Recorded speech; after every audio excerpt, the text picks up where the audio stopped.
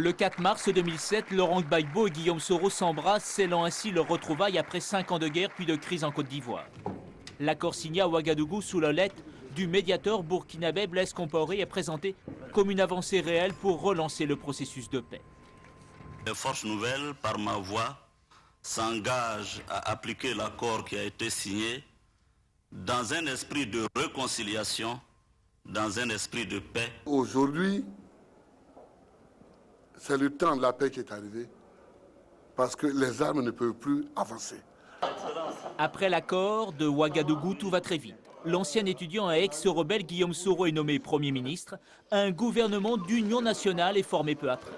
Il y a des gestes symboliques comme la venue de Charles Blé Goudé, ancien chef des Patriotes, soutien indéfectible de Laurent Gbagbo dans la zone nord du pays, fief des ex-rebelles. Mi-avril, un poste des forces des Nations Unies dans la zone de confiance qui séparait le nord et le sud du pays est détruit sous les yeux du président et de son Premier ministre. C'est la fin de la partition du pays. Les 7800 casques bleus et les 3500 militaires français de la force Licorne vont se retirer progressivement.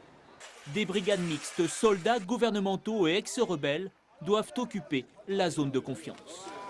C'est un grand jour parce qu'on est fatigué. Aujourd'hui, c'est la fin de la guerre. Vraiment, on est content, on est heureux. L'optimisme est de mise aussi mi-mai quand des armes brûlent dans l'Ouest. Elles ont été rendues par des milices pro-Gbagbo. Et pourtant, l'application de l'accord patine. Le démantèlement de ces milices prend vite du retard. Retard aussi pour la création d'une armée réunifiée. Les discussions s'enlisent. La reconnaissance des grades des ex-rebelles pose problème. Surtout, l'identification des populations n'a pas démarré. C'est une étape cruciale pour l'organisation des élections prévues avant fin 2007 et qui ne pourront se tenir dans les délais selon le parrain des accords. Je pense qu'on peut mettre une limite pour ce trimestre 2008. Signé le 4 mars 2007, l'accord de paix de Ouagadougou accuse à ce jour déjà près de 2 mois de retard sur le calendrier initial.